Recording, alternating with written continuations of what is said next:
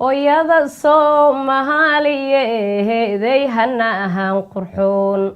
Oyada Soomaaliyeeday hana ahaan qurxoon intuusan hadal garanin intii habe heysayay intuusan hadal garanin intii habe heysayay hadraawi midihi dhasho heesta loo tirshay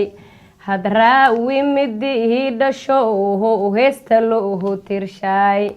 hanadka Soomaaliyeed u hagar baxday hanadka Soomaaliyeed u hagar baxday hanana la ilaaha weyn hooyo Soomaaliya ahaa iskale Soomaaliyeed hana ahaan qurxoon intuusan hadal garanin hadraawi midihi dhasho heesta loo tirshay hadraawi midihi dhasho Oyada Soomaaliyeeday hana ahaan qurxoon Oyada si habe heysayay intuusan hadal garanin intii habe heysayay